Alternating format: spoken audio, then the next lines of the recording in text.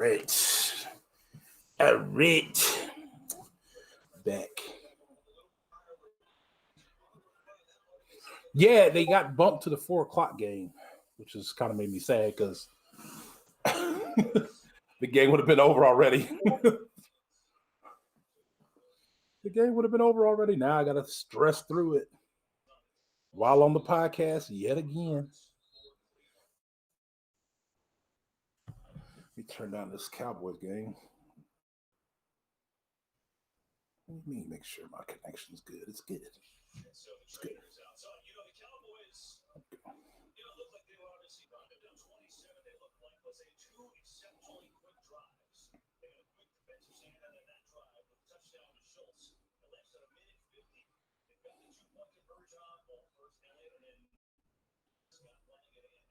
There we go.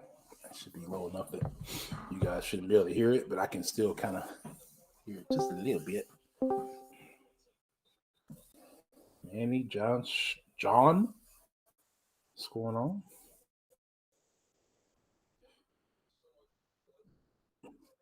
John Usho. John Usho. I don't know.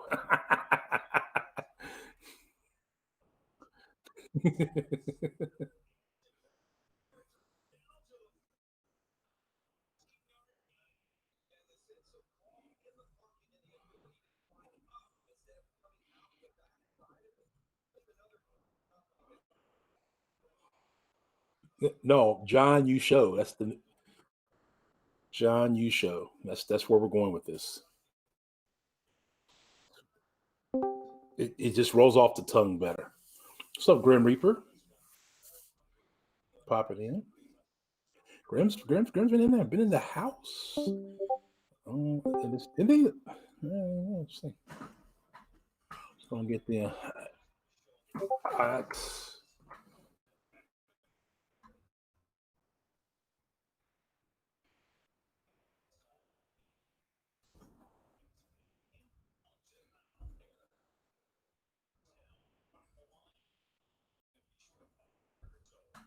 episode 28, right? Is that where we're at? Episode 28.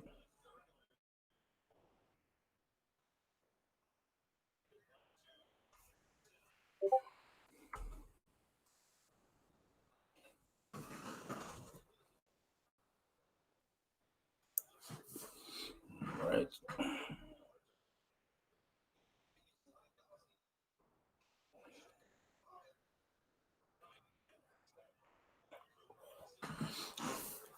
Our guest may just pop in later. He may not be in right away.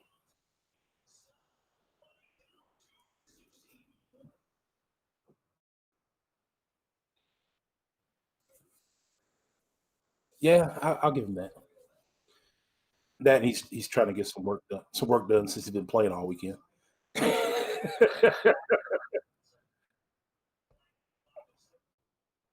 Well, he was gaming first. That's the problem.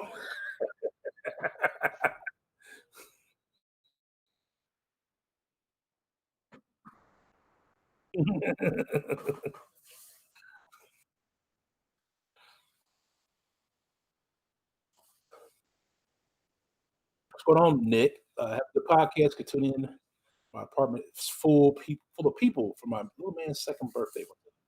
Tell him happy birthday. When was his birthday? When's his birthday? What day is it on? It was this upcoming Tuesday? Yeah, okay. Okay. Well, happy birthday to the little man. Those first 5 birthdays are always really important.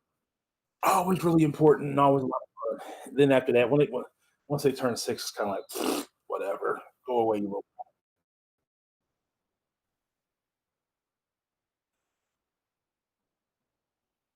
Yeah,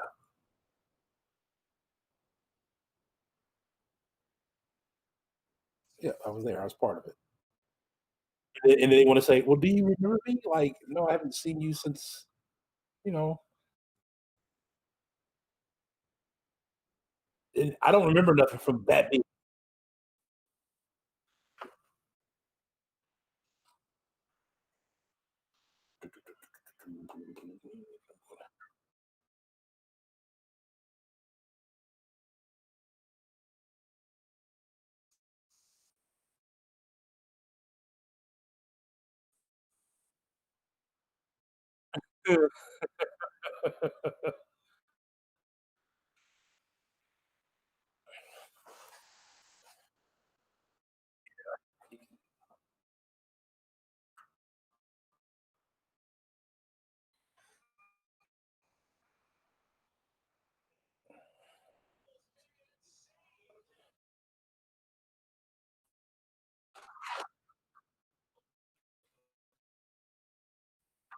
Right.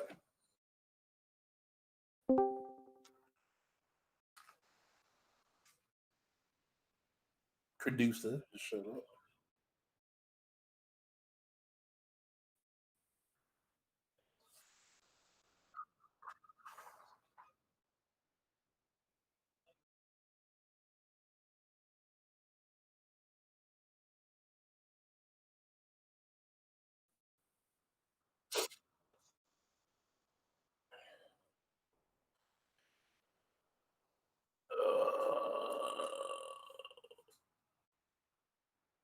Oh, well, they scored again, didn't they? Look at that. They gonna let the Cowboys come back.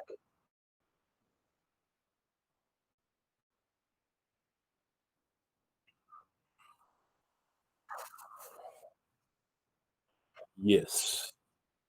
Yeah. That got me over the top. I did the opening. It's going to be released today, unless you watched it live with me on Friday. Yeah, those who watched it live Friday.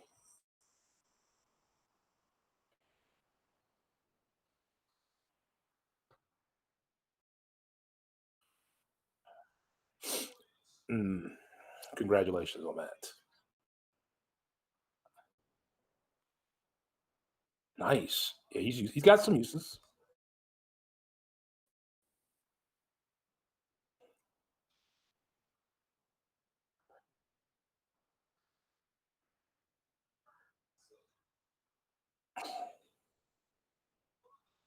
Hmm.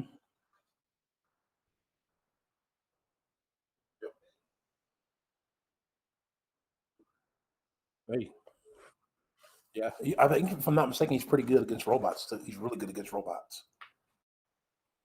It could be just tech champs in general, though.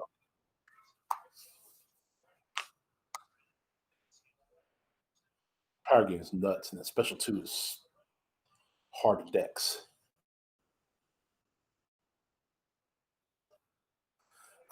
1,100 stars short of your first. I think we still got like if you've logged in every day since the calendar started, you still have. You might still be just a little bit short. You might just be a little bit short.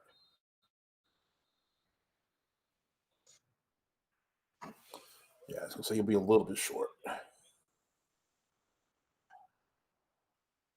Yeah, and then one pass through on the Cavalier, and you got it.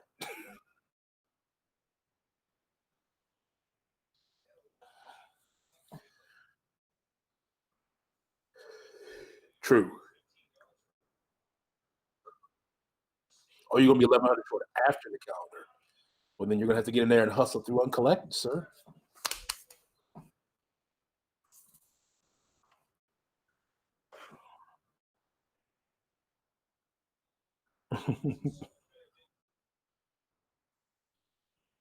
Yeah, the sounds of it. It doesn't sound like this upcoming upcoming one's going to be as lucrative, which was what my fear was. Which is what my fear was.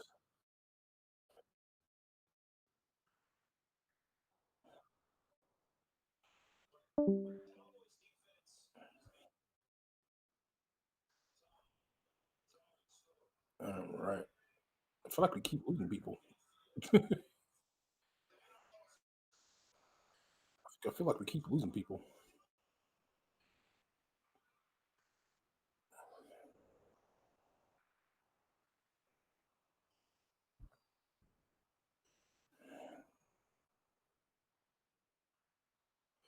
Oh, you're not uncollected yet either, Grim? Okay, got to get that done so you can get it uncollected. Shizzle. All right, you can actually probably hear me now, Tom. I'm sorry. Anybody on YouTube? All right, cool. Well, whenever you're ready to get started, we can get the rolling. For sure. Oh, shizzle.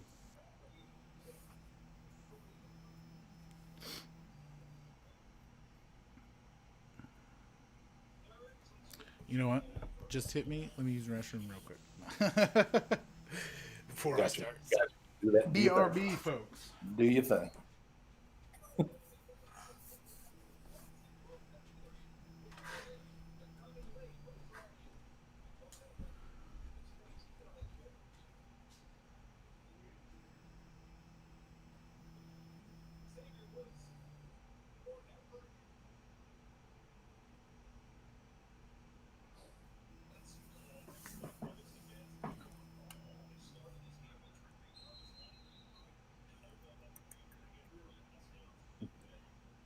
Yo.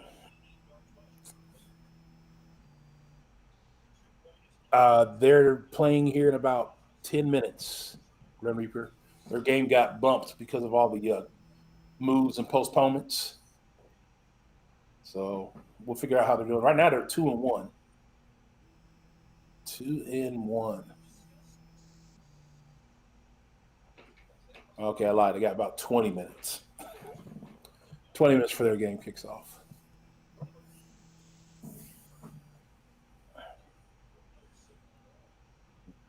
Play the Bears today.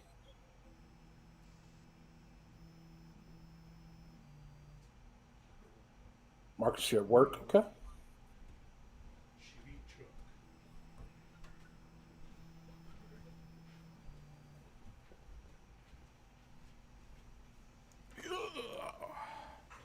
Sliding on in. Yeah. Hey, you just keep scaring me away. Huh? Oh, back there? Okay. I thought I heard somebody hit the door handle. Yeah, just check it.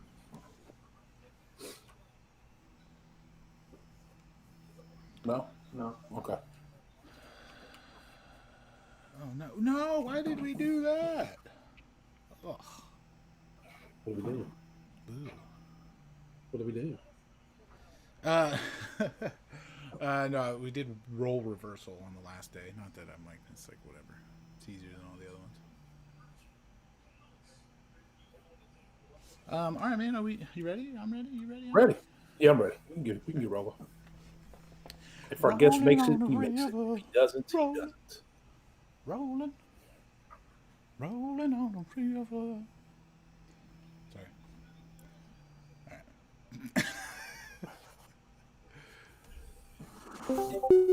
Now recording. Now recording.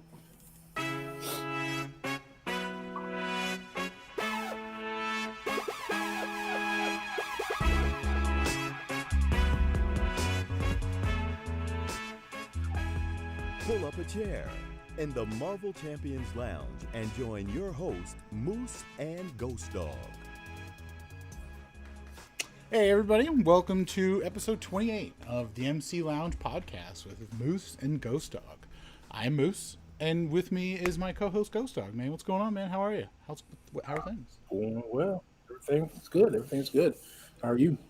I'm doing well, man. Thanks. I appreciate that. Yeah, no, man, there's been quite a lot of news. It's always, kind of right at the end of the month where you have, like, nothing going on, kind of everything past, whatever. But then they start dropping everything else. You start getting all that other stuff, all the news to come for the next month, getting you excited. So, pretty excited. There's cool stuff coming. Like we were talking about right before we came on, the side quest doesn't look quite as juicy, but that the verdict remains to be seen. So we shall, stay tuned, I guess. But yeah, man, a lot of stuff going on. So we had there's the update coming up. We got the 2 new champions, which, I mean, how could you not be excited for Cosmic Ghost Rider and Red Goblin? Honestly, they both look pretty awesome. Thronebreaker drop, Apocalypse, his arena was crazy.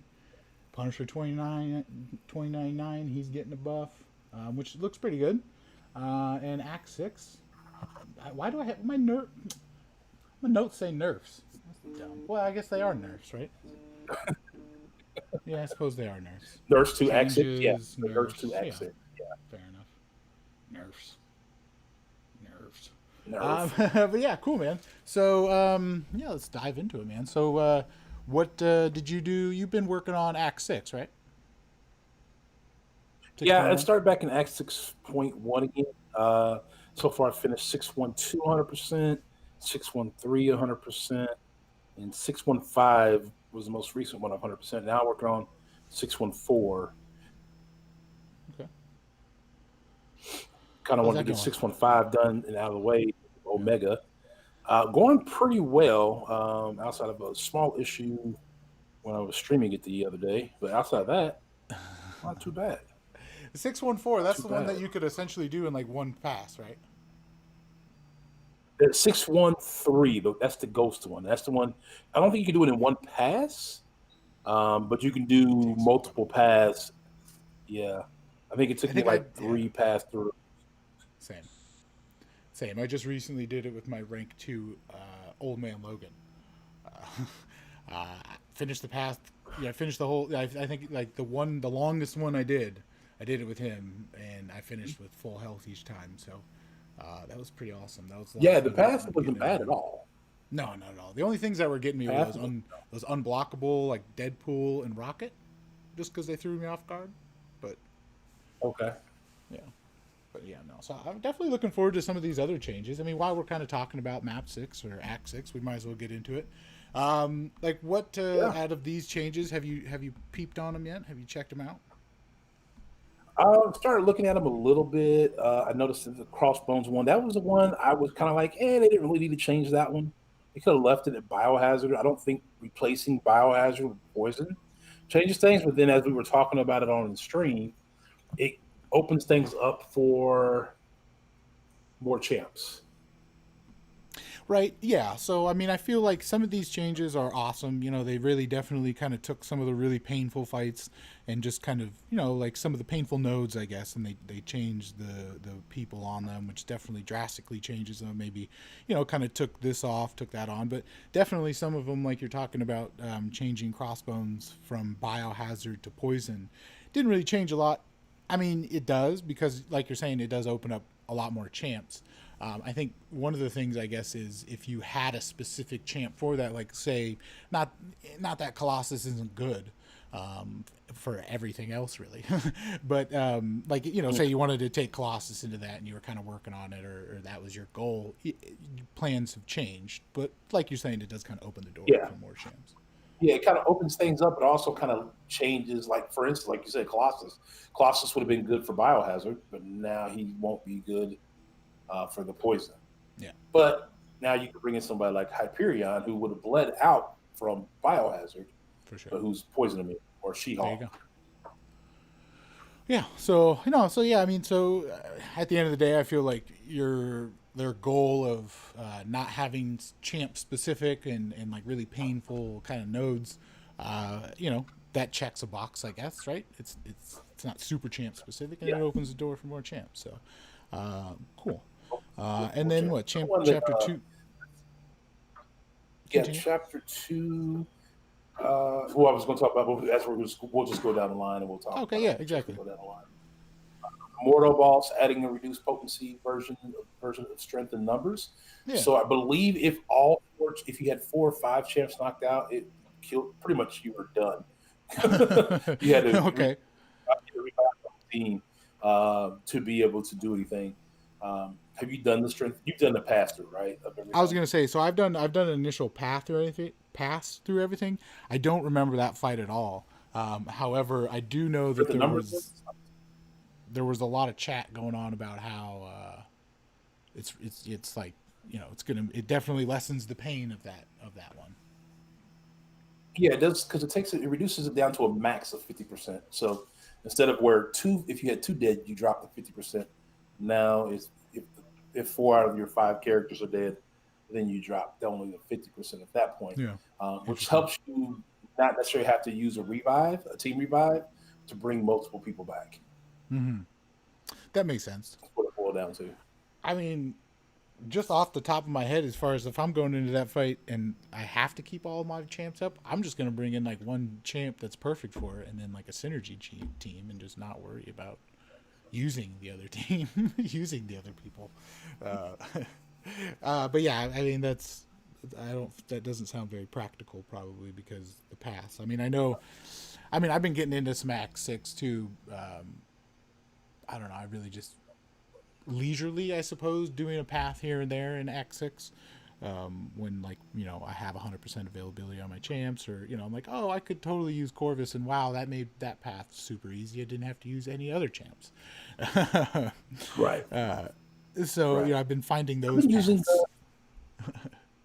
I've been finding out the rank ups that I've been doing to kind of help alleviate some of the pain in Act 6 have also been good for early Act 6 content. So even though I may have people locked up in war, locked up in Nice. AQ, I've had a team where I can take in and still do stuff. My most recent team was 4-star or 5-star ranked for stealth or Stark Spidey, Okay. Guillotine 2099, Nice. Symbiote Supreme, Okay. Colossus, and was it Captain America? I think it was Captain America. I mean, that's a solid team for really anything. Yeah, so and those are the people I don't have in Ward. I don't have in AQ at the moment. So we're Black Widow, Clairvoyant, Corvus, Omega Red are all in AQ, and then I had War. Yeah, in War I had Doom, Warlock, and Human Torch as on attack, and then my defense is all rank 5s or rank 2 champs as well. So yeah. How has the new alliance been going? I mean, we'll kind of briefly we'll save that for after the Act 6 talk. But yeah, I mean that's cool. Yeah, no, for sure, that's cool. That's just kind of that does seem like a team you can really use for a lot of different things, a lot of different paths and stuff. Yeah. Yeah, I know. So some of these other ones. Blade. Okay. Ghost Rider.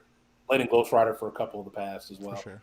So yeah, it's been a team of older champs that you could use, and some newer champs that you could use prior that I'm using now. So for sure. I mean, that's always like one of the things that we were talking about, right? How, some people say like Starkey isn't like kind of great anymore or whatever, but there's still like older champs. They're still very viable. It's just how you use them. I was actually talking about it right before.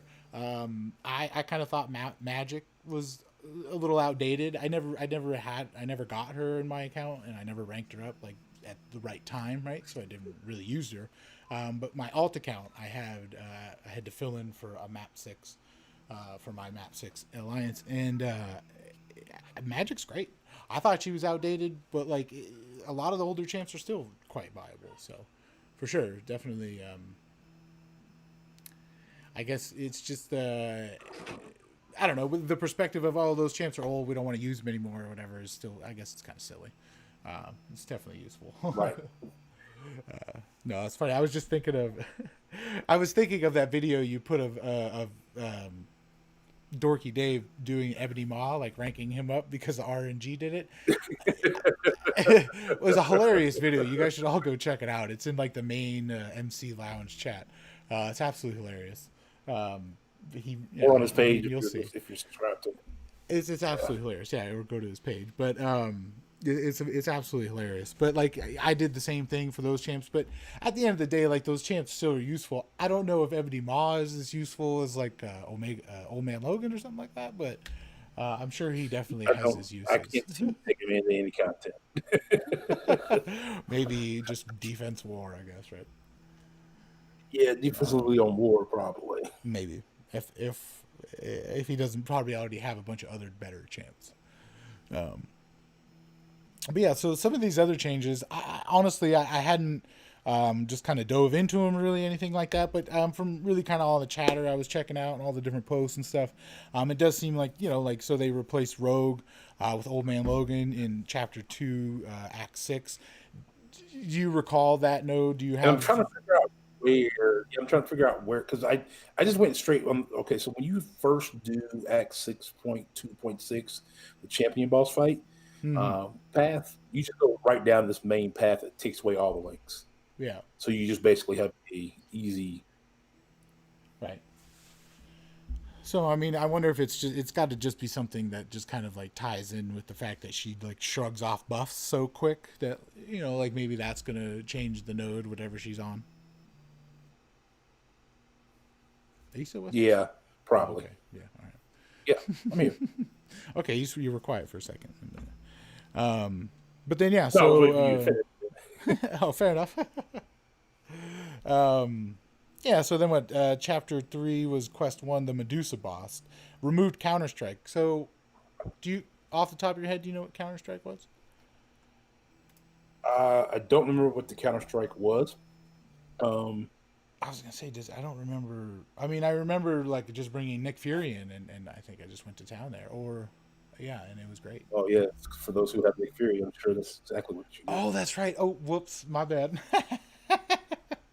Well, hey, everybody should definitely keep tabs on your YouTube and ILAC skills as well, because you guys are doing what, like a 10 dual skill, like spin-off. Or Yeah, something 10 like mutant skills spin-off for both of us are looking for Nick Fury. Okay. To add Oh, to so our you're roster. both looking for him. Nice. All Yeah, right, so, and that's why the spin-off is happening. okay, fun. So I brought up the Medusa Fight here. So Counter-Strike is using the Dexterity Mastery to dodge an attack, grants the attacker passive Fury, increasing their attack value by 5%. At 10 Fury charges, all charges are lost, and the defender attack goes unblockable for 15 seconds. That sounds awesome. Because didn't a lot of people take Dex off removing for that fight? sounds great. I feel like people took Dex they off did. for that fight. So They did. that sounds great, because I would an unblockable Medusa is a pain, and you probably do save a bit of resources just taking off Dex. Nice. Somebody took off Dex for something. I forgot what it was, and they forgot to put it back on when they went into Alliance War. I saw something on Twitter. Was it Clobber in Time, maybe? I think it was him. Forgot to put it back on and died. That sucks. Yeah, trying to Dex without Dex is never fun. Yep, no, it's not going to work. So then, yeah, so the other big one was, I know Mysterio on the Acid Wash. So they replaced it with Groot. That's a big change, right? Because Mysterio on Acid Wash is definitely a pain. Right, it is. For sure. I haven't fought him on Acid Wash yet. But I've heard all I'm the bad stuff. pretty sure I so. avoided that. Yeah, that you definitely avoid that the first go around. Did I? You know what? I might not have. I wonder who I fought. Did you go at it first go? I don't know. I might have. That's funny. Actively avoided that one my first pass. I mean, it would make sense. What is So it? where's this fight Was at? it 3, 4?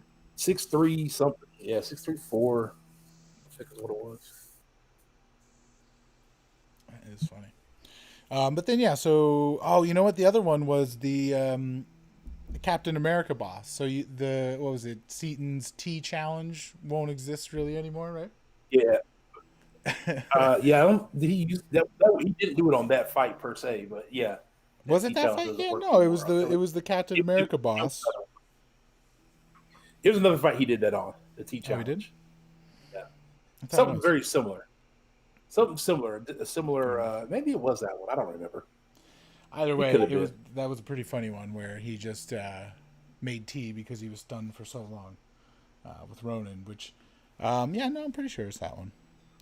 But yeah, so that cheese won't go anywhere, because I know somebody actually in the main chat, they were like, "Oh, I got that cheese done," So my Ronin is rank 3, so I haven't. I probably won't go at that until they change it. So whatever, I'll be all right. But yeah, so then there's some other 4 changes. Those were really kind of the most notable ones, other than I guess this Hydra Adaptoid boss being reduced from 600% to 300%. 300%. Yeah, that wasn't. I mean, it's nice, but it's not anything that's going to be game changing. I don't think too many people have any issues with the Hydra Adaptoid boss. Right, for sure. So yeah, but they're not. Also, I wanted to cut. They're not really like done with these nerfs, right? No, they still have more to come. Yeah, okay. Still got more to come. For sure. That's kind of what I thought. So, which kind of leads me into the other point is like Thronebreaker. So one of the requirements, at least it's been delayed. Who knows what the delay is? I guess I don't know. They haven't put it out there yet. Why delay? Maybe it's going to change. But at this point in time, the way to get Thronebreaker is to beat the Grandmaster once and then have a rank 3 6-star champion. And why I'm kind of tying this into Act 6, well, one, like, you know, if you completed 100%, you'll be able to, you get one, right?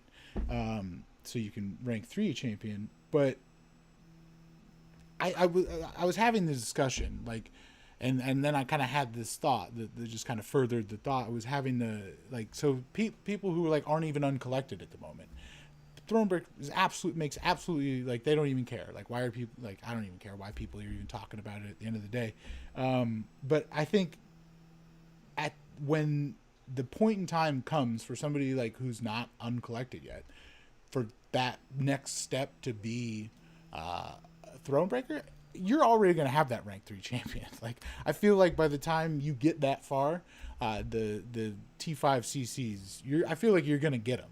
Am I kind of off? Do you feel maybe the same way? See, the thing is, right now, unless you're using cashola, most of your T5CC crystals are RNG based. So there's a good chance you could end up with a T5CC of a bunch of different classes, even finishing Act 6. Exactly. So yeah, exactly. So that's kind of, you know, like, the fact, and that's what I was thinking. So like, I took a step back and was like, so those people like myself who don't have a rank 3 champion at the moment, maybe have a bad taste in my mouth because, like, it's right there, right? It's right there. It's like Thronebreaker, like, not that, like, I did feel like I should have it, but it's right there, and that's, like, the only little caveat. So that's why I feel like my initial reaction was like, it's kind of, like, frustrating. But looking back over the T5 CCs I have, if I've had good RNG, I would have already had one. So, you know, it's not, I don't feel like that's as huge of a deal at the end of the day as what it is. My personal opinion on it is I think it's a dumb part of it.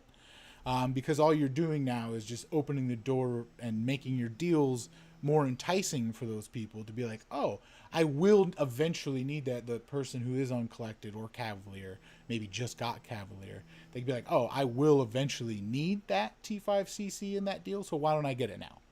So I feel like they're just making those deals just that much more, you know, worthy, I guess, of buying, right? Right. They become more important. Exactly. And I think they just added more importances to people like me or like who just became Cavalier or something like that. Yeah. So the unfortunate thing, and then Legacy made a really good video on the RNG base of it. He dropped it yesterday, so if you haven't had a chance to watch it, go watch it. Definitely. I think it starts up a good conversation of, you know, when RNG should be a thing and when RNG should not be a thing. Yeah. When you're talking about T5CC. Cool. I think it's a great point. You know, I like, so yeah, I mean, I'll definitely check it out, and maybe we could kind of get into that on some other, you know, maybe on another discussion or something like that. But I mean, I think that's a great point. You know, it's like it's either RNG or like you're either buying it. And I wrote an article. I did a little research on a little bit deeper diving on RNG. And there's a lot of levels to it. It's not just you have 100 chances and this is your 2% chance to get it. Yeah, right. You know, part of the game is different how than long percentages. part of the game is how long you're logged in for, your pay history. Like, there's so many different levels. Like, and I'm not saying that that's 100% factual, but from my readings and my, you know, my understanding, that's what I believe. It's not simply just 100%, you got 2% chance. Like, there's many different layers to get to that possibility. So adding that to something as far, like, as that just kind of next progression, like, if you just have terrible RNG, other than beating Abyss, right? That's kind of the other thing, is everybody's just saying it's just pushing you to get Abyss. Even then, and even then it's an RNG factor. Right? Yep. Or you 100% it. or you 100% all this, So Still RNG. right, the only way you get a selector is if you 100% if you 100% abyss, right? Act 6, and it's 25% if you 100% Act 6 for a selector at 25%. Oh, I thought you got a So full one. yeah, it's not even a full. Nope, it's not even a full one. Oh, so it's like, my bad. I thought it was. What was It's like I? one Why was I fourth. thinking that? Maybe I was just thinking it probably you should get one. Yeah, of course. You should get one. Because it's a tough fight at the end of the day. Like the whole map is tough. Like, I feel like also if you bring rank 5 characters and the game is saying you still haven't reached the recommended rating for it, like, well, how am I supposed, like, where am I, like, how am I supposed to get the recommended rating if doing, it's just that conundrum of how am I supposed to get experience if you don't give me the job, kind of thing, like, I just pulled up X because I wanted to know was right. So you get a 25% selector when you beat Act 6 for the first time, and then everything else is RNG based after that. Yeah, so I think our special guest just showed up. So like it's all RNG based. Yeah, and that's what Legacy's video was all about yesterday. Huh. See, I thought that somewhere along the line there was a class like a selector.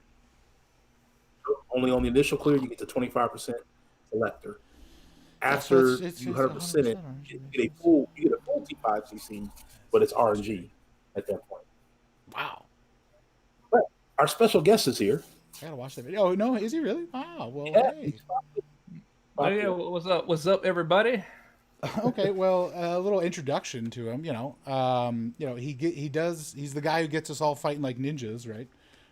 Taught us all how to properly quake and bake or quake and shake, and has his lessons.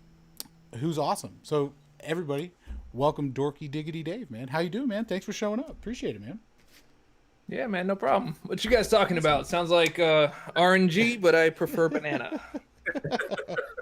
No, we are talking about RNG and about how the T5 class like Catalyst is all strictly RNG based. Like basically becoming Thronebreaker is kind of RNG, like, right?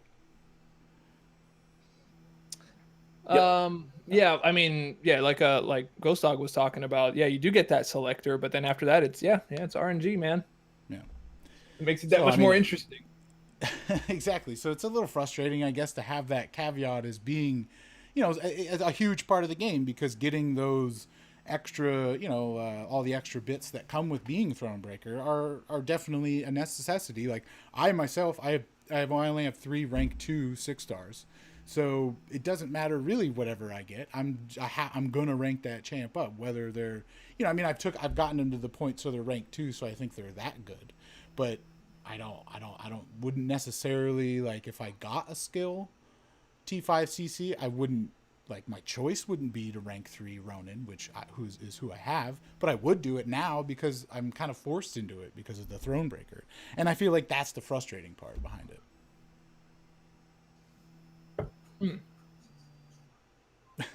Yeah, I don't know, man. No, for a little sure, bit. man. So, over like the last probably year and a half, I just I switched banks, man. I stopped the chase, and I moved on to something else. No, I totally understand. And like, even just, we were talking about your video about how you ranked 2 to Ebony Ma, which is a hilarious video, by the way. Thank you for that bit of production there. Yeah, man, no problem. But yeah, no, I mean, and I actually, like, I think GhostDog shared it. He even told me he feels, because like I would feel the same way. Like, I just ranked 2 those champions. One, just because I haven't been getting great luck, so I just kind of want to break that luck or break that RNG or do whatever. So I totally understand it, man. And I hope you find some use for him somewhere along the line. Oh yeah, for sure, man. I guess I look at the game a little bit differently in that, just kind of making that joke with the banks. Like, I switched banks from chase. I just kind of stopped chasing. Yeah, because there's no end in this game. There's no finish line. For sure. Unless you're chasing like legend status, you know, for certain things, or you're trying to get like that Wolverine and do legend runs in that way, then yeah, you know, you can chase, you know, the throne breaker and be the first person there and make sure you have the best champions in place to get that rank 3 on the best champ to keep moving forward. But for me, like even with Cavalier, I felt Cavalier wasn't as bad as everybody else said it was, simply because I just took my time. Like I didn't feel the cost of it by doing, you know, rushing through it within the first week or two, you know. And it felt very doable. It felt like some extra rewards that I didn't have before. And it felt worth it in the end for me. And I actually really loved the 4-star challenge because I had some big surprises in there, man. Like Scarlet Witch doing like 107k SP2. That was exciting, man. For sure. Yeah. No, that's cool, man. That's awesome. I agree with you as far as like that chase, right? Like, so I did just kind of write an article about how there are many layers to that probability and everything. But at the end of the day, like kind of my advice to everybody is like, instead of, you know, pining for and waiting for that next champ or that one champ that everybody says is the best, that, you know, is that, you know, like you just step with that, you know, like Corvus or something, right? Like find the champ that you enjoy using and make that champ yours, like know how to use them in and out, because you will be able to use them for a ton of content out there, depending on the champ, I guess. But then also, like, you know, be that person for your alliance to come to, be like, hey, like, I know you know that champ in and out, I just got him, help me out with it. So, like, that's my advice. So, like, I totally understand the, you know, like, not chasing. Great way to put it. Yep. That's sure. Right. Don't put it on a pedestal. Don't put it on a pedestal. No, exactly. Like at a certain point, like you gotta deal with what you got. Like in this game, or else you're not gonna have fun. Sorry. Yeah, I know. GhostDog jumped on it. I know. This. I got it. You're putting it on the pedestal. Okay. See, this is the day that we all get. He throws out these random movie quotes and random stuff, and you have to, or random jokes that have other meanings. And so when I laugh randomly at him, other people are like, what is he laughing at? Because I get it. Fair enough. Is that like from a movie? Is that what it is? Yep. He'll explain it to you. That was definitely right over my head. You know what it is. You've probably seen the movie, Moose. I'm sure I have. It sounds familiar. It just more or less caught me off guard, I guess. It's probably what it is. Yeah. It's a Steve Carell movie. Yeah. Oh yeah. Okay. Yeah. Okay. Yep. Nope. Yep. 4-year-old version. I'm there. I'm on board.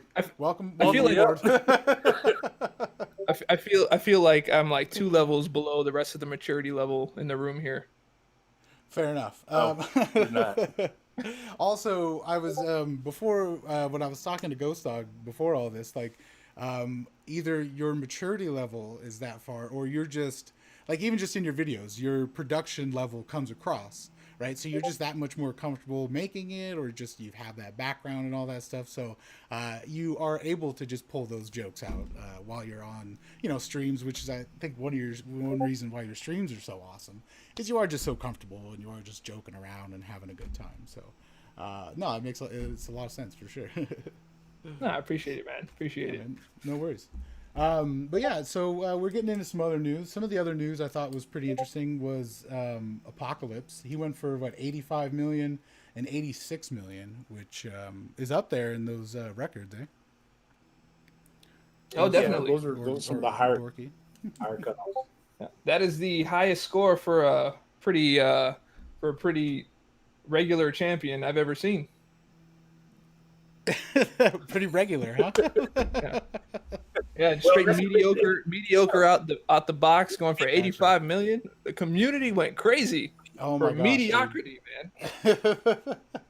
No, that was pretty funny. I was bringing up that point too. It's funny, like when you first did that deep dive, everybody was like not excited about it. They were like just like not for sure, just like, oh, he's gonna be mediocre. And then they like got their hands on him, and I was like, oh my god, he's the best champ ever and all that. And I thought it was hilarious how easy it was for everybody to kind of flip flop on that. Yo, for sure. As a side note, does anyone ever hear the word mediocrity or mediocre and think it's like a flavor of pudding? Or am I the only person that thinks that? It doesn't sound like a very good flavor of pudding. Yeah, you have like tapioca and mediocre. Like it. Okay. Is Sorry, like I'm derailing. like I'm a derailing. tropical tapioca. Yeah, I'm just derailing your podcast. It's all good, I'm man. sorry. It's all my good, apologies. man. Hey, welcome aboard. I mean, I feel like you've kind of, you could just, pop in. You're good. No, but it was funny. So when I saw the Apocalypse's, like kind of his arena, I went to look at all like the different, who went for what, who was the highest, like maybe who was the lowest, and the conversation. It was crazy who some of the numbers were. I found it interesting, but not really, I guess, come to think about it. It was Silver Surfer. He went for the highest at 89 million. But I think the hype on him was pretty high, right? Yeah, I mean, well, top prestige champion will do that to you for sure. True. I guess that does make a lot of sense. Forgot about that little caveat there. But then I was also interested, I guess, Doom. I mean, he was probably the only one. He went 82 for both of them, which it's surprising he didn't go for more just because of how awesome of a champion, how desirable he is. Oh, but they didn't know that, man. I was like one of the only people singing like, dude, this guy's awesome. And they were like, no, he's got like pillow hands. It's made of metal, but it still hits like pillows, and like, I really wish his SP1 was stronger. And I was like, dude, you got to learn the rotation, put the video out. And then people found out after, just like Corvus, man. Corvus went for 14. That's crazy. I was just gonna say the most interesting thing I found on that, it was like 13 point something or whatever. But yeah, 14 was he was the lowest. Like even Ant-Man went for 19 million. So yep. And that was a thing I was gonna bring up because I don't necessarily remember when Corvus came out, like how the hype on him was. I was just probably busy, whatever. But was it the same? People just weren't hyped on him. I mean, obviously, if he only went for 13 million. Yeah, they seen credit until 20 hits, and then that was it. Yep, it was. Also, that was like around the time where it was like insanely popular to not read about the champion before passing judgment. So I feel like it kind of still happens, but fair. Just a little more popular back then, but. I mean, I didn't go for him because I picked up on it. I was like, yo, this guy's gonna be a monster, dude. And I just don't really go for champs in the arena. I don't live that kind of life that allows for that. Dude, it's tough. Every time I try to arena, I just fall asleep. Yep. Well, I would quickly enter that divorce court. I was gonna say, like, I feel like a GhostDog, you do it well. Like you do it on streams. I feel like that's cool because you're kind of interacting and stuff, right? Yeah, that's more of me doing just my milestones, though. I've grinded once for one champ, and I paid heavily for that. Which champ? Mr. Fantastic.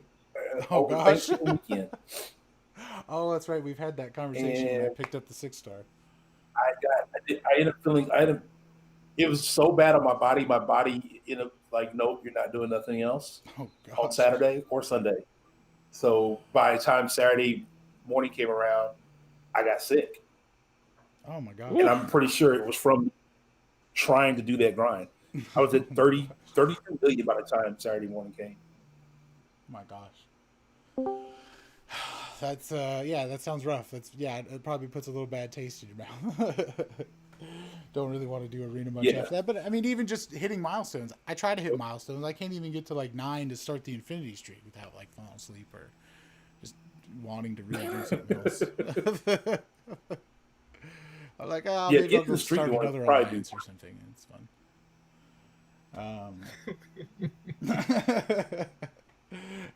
So one of the other things. So speaking of champs, the Punisher 2099 buff. That's coming next month too. I feel like a lot of people are looking forward to that. There was somebody in our alliance who, when Punisher 2099 first came out, he opened the featured crystals that he got, and he got them, and he like immediately ranked for them. And I think a week later, just like we all realized, we were like, oh gosh, like what a bad move that was. So, But this buff actually seems like it's actually going to be pretty good. I'm not terribly familiar with him, but from everything I've seen and all the videos out there, it does seem like it's a significant buff, and like he's actually going to be kind of more useful or nice, I guess, if you get him as a first 5-star or early on, right? Yep. Actually, I feel like Dorky Dave, you're probably the champ expert here, so maybe you can weigh in on that. Yeah, not today. I actually didn't do my research on. Gotcha. Yeah, not currently. Fair enough. I'm too deep in the November-December champs, so I did not take any time to review that particular champion before it came out. Fair enough. Completely makes sense, and that's kind of what you do now. These deep dives that you give us, which are awesome. I definitely appreciate those. They're very well produced, and whether or not they let us know if they're a god tier champ or not, they definitely give us all the ins and outs of the champ. Yeah, I definitely try to show the damage potential in those. For sure. Just to make sure, like, people can fully understand the champ or kind of put their own situations on top of it. Absolutely. But yeah, 100%. I can't say if they're good or bad in a video. That's just that. Yeah, no, I'm sure that you're contractually obligated not to be able to say that. I mean, it's not in a contract. It's more just like, why would you? Yeah, it's just kind of a bad look, like when you go to the restaurant and they're just like, oh, would you like the filet mignon, or would you like the mac and cheese? But how's the mac and cheese? But yo, it's nasty. Go for the filet mignon. Trust me. Yeah, either way, that you're probably not getting a great tip for sure. Yeah. No, I feel you for sure, man. Absolutely. No, I feel you, man. And I mean, I think that's one of the things, one of the like kind of the questions that I prepared and just kind of wanted to get your insight on. When you told me you might be coming on, was that like you always just did your own thing, even when like you first started out. Like how to just how to intercept like a ninja, like just all those things, and it came from a very just teaching background, right? Like you just were really trying to get those lessons across, which was awesome and taught everybody. But my kind of what I wanted to get your take on was like not necessarily the CCP, but just all the people making content now. It does seem to be, not all of them, but a good majority of them very like clickbait based, right? So I just kind of want to get your opinion on not like how it's become that way, but just how you've seen the community and content, kind of people grow. Like since you were kind of one of the first, if not the first, out there doing it, with a handful of others, and now there's a ton of people doing it. And I just kind of want to get your take on like all the stuff that people are like putting out there now. So I mean, my lessons were, largely based off, I do have like a teaching background. I love teaching because I was always taught so badly that I just came up with a way to teach people in the way that I always wanted to have been taught. So being able to kind of see nuances and things like that. I also have a Street Fighter background where, I used to study, spacing, footsies, techniques like that, just kind of getting strategies, mix-ups, as well as understanding like frame data and stuff like that, which is kind of where a lot of my lessons type stuff comes from. Like I recognize patterns to be able to like teach people how things go, and of course it's always like a cat and mouse game. So I mean that was that background. In terms of the CCP, I don't see like clickbait isn't really like a CCP thing. Clickbait is a YouTube thing. Like that YouTube taught people to do that. So even if you create a great video and you're very honest about what's in the video on the thumbnail and the title, people are just like, okay, I'm not gonna look at it. You have to like bait people into it. So fair enough. Yeah, and the only thing that sells in MCoC is, is it free? I need gold, free shards, gold shards, free, more free, cheese. Yeah, gotta show the cheese. Yeah, CEO. Cheese. Yeah, CEO, gold, free stuff, and big yellow numbers. So it's and compensation, absolutely, that's a big one. So if you're not doing those things, like if you look in people's videos, even if you look at like Seaton's videos, the ones that perform the best are the ones that are either like highly critical of Kabam, maybe not even in a super negative way, but just like being able to kind of stick it to the man. It like really performs well. Free things like how can I get gold with the least amount of work? How can I get the most for the less, for the least? And of course, that's like popular things across so many different pieces of content. It's life these days, it seems like. Yeah. Yep. Big damage. Cheese. How can you take a character and go in and like beat something in like 3 hits or 4 hits or whatever? And then insane luck, like crystals. Crystals are like huge. Like, dude, I can teach people how to clear the game with all the skill in the world. Minus cheese, but then if I put out a crystal opening, it dwarfs the numbers on any kind of like educational content. So that you put out.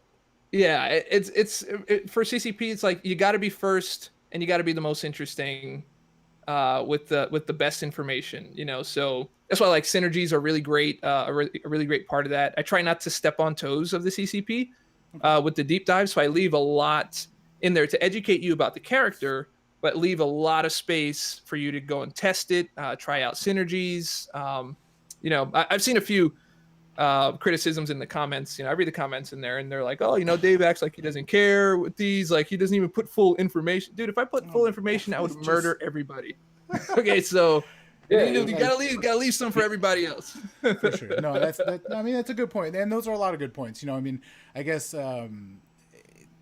guess I'm not the type of person that like kind of clicks on those. Like I look more in for like the kind of the information, like what information am I going to get?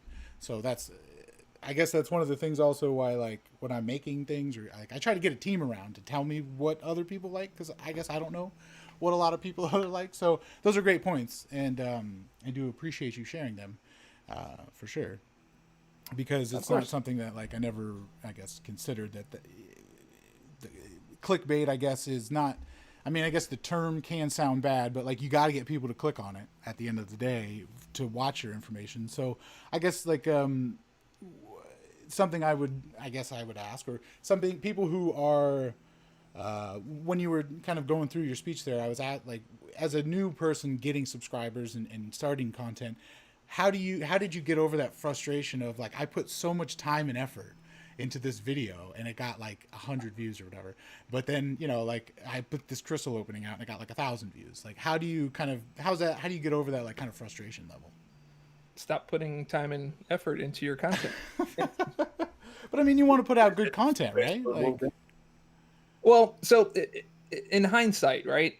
I wanted to do a lot of really great content, and I did, but I also wanted to get the views, right? Yeah, but I wanted to also have integrity, but like artistic integrity. Like I want to make sure that I'm not clickbaiting people. If you clicked on my video, you're going to see exactly what this video is about. And man, let me tell you, people don't care about integrity, and integrity does not pay if that's what you're looking to do.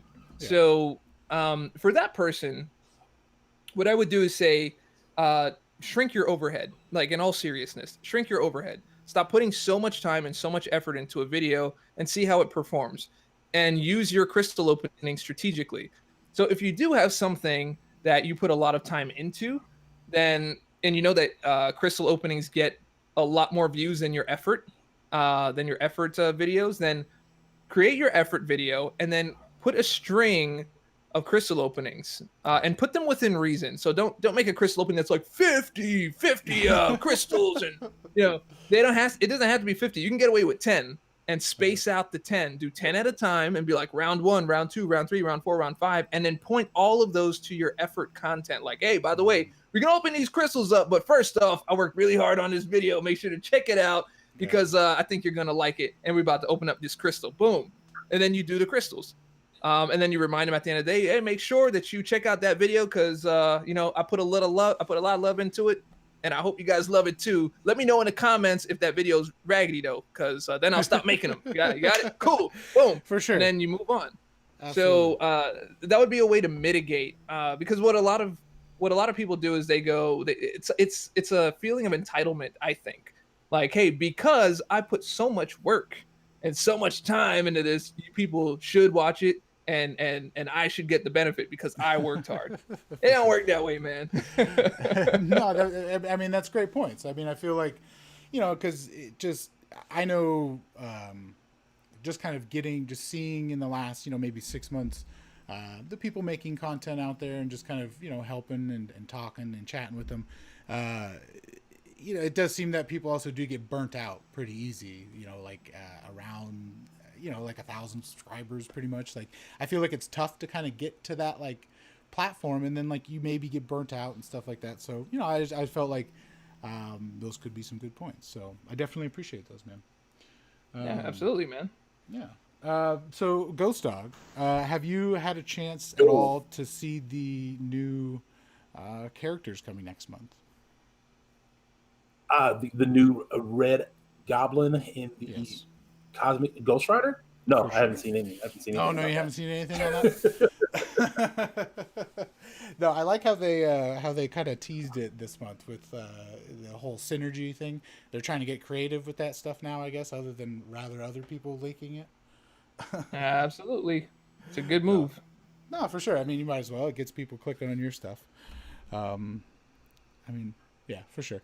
But yeah, no, I mean, I think it's pretty cool. So, like, I'm definitely looking forward to these. I know, what was it, about like maybe a month ago, he had Slayer of Gods on Twitter. He did a whole write-up with the other Gabe on Cosmic Ghost Rider and his backstory and why he'd probably fit in the game and all that stuff. And then a couple weeks later, he's in the game. So it just seems like the hype has been going on pretty long for Cosmic Ghost Rider. But he looks pretty awesome.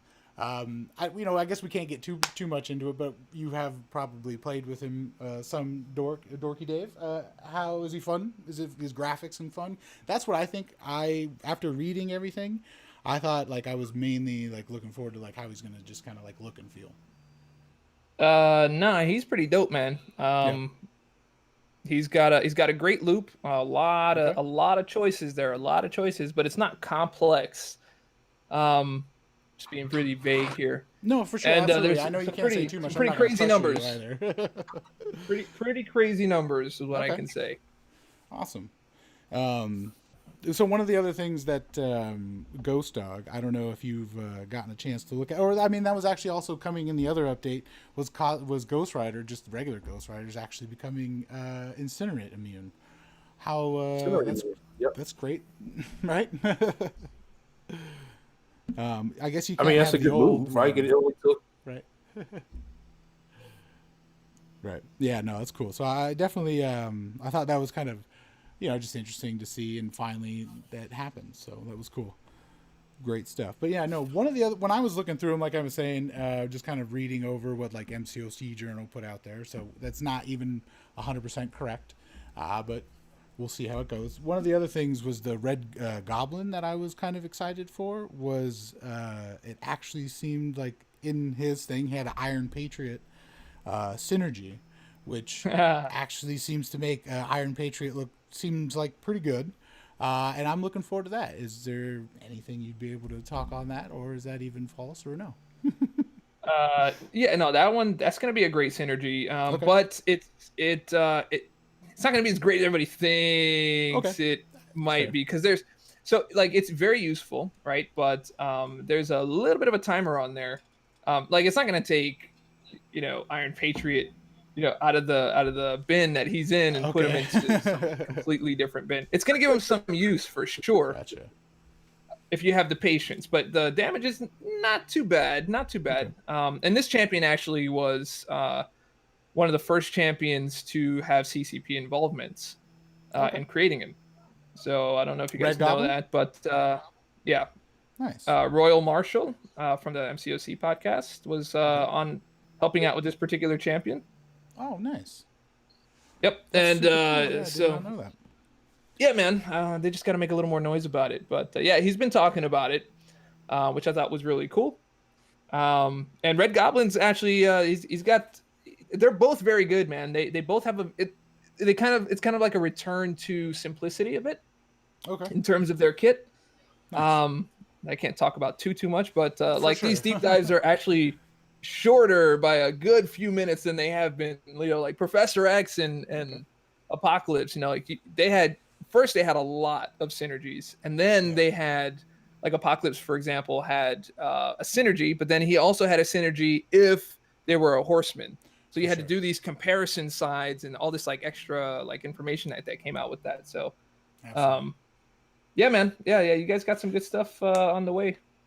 Yeah, no, absolutely looking forward to it, man. Like that's cool. I had is there like I'm gonna look into more of why, you know, how the whole royal being into there. I had no idea. That's cool, but do you know if there's plans for more community involvement for champions? Maybe. Fair enough. Cool. Look forward to seeing all the fun This reminds me of all time. When I used to say, "Hey, do you know?" You'd be like, "Yeah, maybe." I can't really divulge that info. Yeah, No, you know, cool, it's cool, a great man. it's a great move, I think. That's it looks really good, you know, kind of front facing, you know, seeing that this is you're kind of pulling the community into an initiative like that, as well as just having the community be able to own a piece of something. Absolutely. At the same time, but so yeah, I mean, he was involved in it in that you know, he was just kind of there on the ground floor to help give feedback. So it's more of like you're there earlier instead of like hey, here in the CCP, what do you think? But by that time, the champ's already kind of done. Exactly. So the only thing they can do is try to tackle it in the following months and take those notes down. Where this is effectively kind of coming in the ground floor, and you can make those changes before it's live. Mm-hmm. So that's a pretty good thing. I completely agree. I mean, that's kind of how I viewed the CCP before I started to getting to know it a little bit better. So it's not necessarily my gripe is on the people within the CCP. It's how the Kabam uses the CCP. I'd like them to use them as, you know, like you were just talking about. Use them as about, you know, like, you know, feedback before things go live, before you invest that much time into it, to then have to go, oh crap, you know, take a couple steps back and then fix it, like, so you have a better image. At the end of the day, that's what it is. And why don't you use these people that you trust, at least with contracts and this and that? Why not use them a bit more like that with feedback earlier on? That's what I've always thought it should be. Yeah. I think one of the things I probably learned just kind of working with them on things is that it's not exactly what you think it might be. Like the things that you think make sense don't quite make sense. And I was like, oh, I did not know it worked like that. Okay. Yeah. Yeah, no, and you know, that's actually one of the things I'm trying to like do is understand it more. I know like you can't really understand it until you're actually involved and everything like that. But even just from a business standpoint, I mean, they can only do so much. Yeah. And as Well, far it's also as not your problem either. Like to no, exactly. No, it's exactly. It's not your job to understand it, you know. No, but just me personally, I like to, you know, and that's just what I do. Not that it like frustrates me or anything. It's just something I enjoy learning, I guess. The psychology and all that stuff behind it. No, absolutely, I'm with you. Yeah. So no, one of the other things, the fun things that I wanted to ask you was one of the things that I know we are getting to the game is new music. I actually don't know when that's actually coming. But did you actually have any hand, or were you able to chat about it with them beforehand, or do you know of any when that may be coming? Or GhostDog, do you may know? No, that's not your department name. No. Department. No, that's not. Yeah, that's not my. Yeah, it's not. Well, just because he's made so much awesome music in the past, and like, you know, they have him there, and he makes, you know, your songs, your album, and all that stuff is so close into it and stuff. So like, you know, why would they not ask you? Is just, I guess, my thought. Yeah, I mean, so that was already kind of done, but it's good too because I do a lot as it is, so I think that would probably just add unnecessary work. Fair enough. But at the same time, it's just easier to kind of delegate it into different places. So they do have that already kind of done, and it's original pieces. But my music is in the deep dive, so that whole intro is something that I composed. Nice. Awesome. So there's a little piece of the MCoC pie right there. Nice. Super fun. Awesome. Well, you know, like I said, I definitely appreciate you joining us, just popping in, having a chat with us. Yeah, I mean, that's really all the notes I have. GhostDog, did you have any notes? Anything you wanted to go over? Dave. So tell everybody real quick how, or can go into as much detail as you can, how you went from being a full-time YouTuber to now doing this work with Kabam. How? How? Man, I guess as much detail as you can without giving away too much. You know what I mean? Well, so when I started the channel, my goal always in starting the channel was to create a channel that was of high quality and professionalism, that which is why I never curse on the channel. I try to make it family friendly, try to widen the audience as much as possible. So that was always a goal of mine, to be able to either get the attention of the game company that creates the stuff that I would do videos on, and of course it was never to just do just MCoC. The channel was to do like multiple things, and to be able to get their attention, to be able to partner with them and get sponsorships and stuff like that, because that's how you end up creating an actual successful enterprise for your channel, versus just like, I just want to make some videos to do this and that. So I kind of had a long-term goal for the channel to do that, and in some ways it worked in that way. So I did get the attention of Kabam. They did reach out to me on different things. I reached out to them. And the more that they interacted with me, because it was very rare that I would make like, these burn videos, try to burn them. It was very, very early on. You might find like maybe one or two like of my very, very early videos with like Perry and beating Spider-Man, or that auto evade was broken. I'd make these suggestions like, well, this is really only happening so you can use your wallet as a parry. So I mean... so stuff like that in the beginning, but then I started to really pay attention to the game and how things worked and what happened. I was like, okay, that's very obviously a bug. And the way that they reached out to me and gave me information to relay to people, because I had just kind of a way to communicate. They would try things little by little.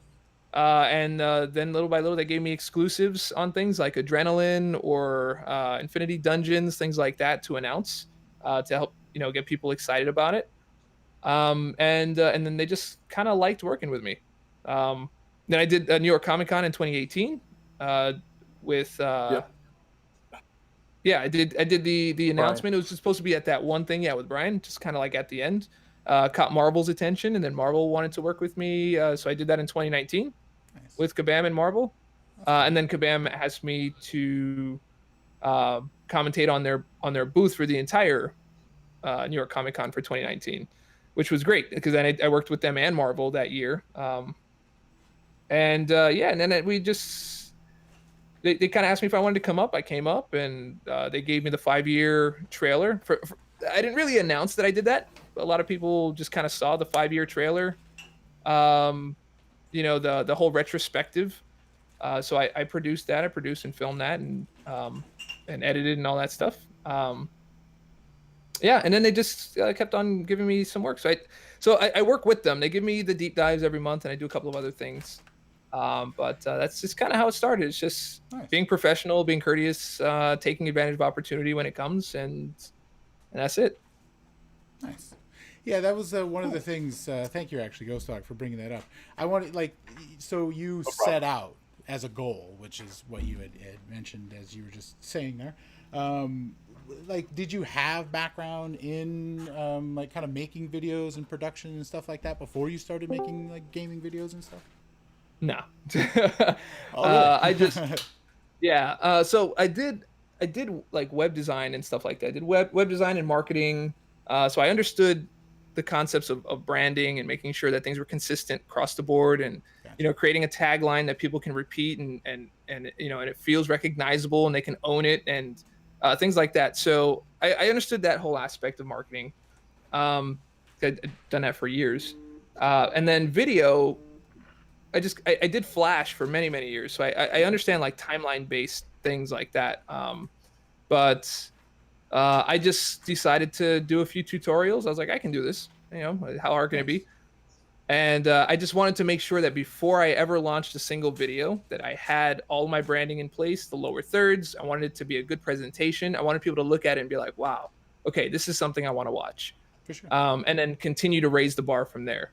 What I didn't know is that apparently on YouTube, if you come out too hard, you know, you come out too strong, they're just like, yo, this is a shill video. I ain't watching this. Oh gosh. Yeah, man, because a lot of people thought I worked for Kabam like right out the gate, and they were like, yo, this is so well produced. Kabam had to put it together, so I don't trust this guy. Oh wow. And I was like, wow, I did not know that. So some people told me that was like the sentiment early on, but then they quickly found out later on. So, but yeah, it's just a thing I do. I like to do my best, put out good stuff that I think people would enjoy, and then keep raising the bar from there. Awesome. Awesome, man. Well, we definitely appreciate it because your content is always awesome, man. I've the recent debuff videos that you've been doing that are just kind of like under 5 minutes there. Those are great, man. I've been really appreciated those. You learn little tidbits here and there that I didn't know, and it's great, man. It's awesome. I appreciate that, man. Yeah, there's more of those coming. There's like another 6. I just had to take a hiatus there for a little bit, but yeah, there'll be some more. Fair enough. I mean, you do a whole lot of other stuff. Those deep dives are, and everything, like you said, is well produced. So, you know, understandable for sure. I appreciate it. Awesome. So, you got anything else over there, Ghost Dog? Over there in the dog house? That's it for me. Okay. That's it for me. Alrighty. Well, again, everybody, Nice, thanks for tuning Somebody in. get to that text. Sorry. It's all good. Yeah, everybody, thanks for tuning in on this another 28 episode number 28 of the MC Lounge. So, thanks for everybody, and have a great rest of your Sunday. All right, peace out. I was Ghost Dog. You're not gonna say anything? That's it. Later, peeps. My God. How's the football game, Ghost Dog? Happy grinding out 7-0 there. Colts. May the RNG be kind.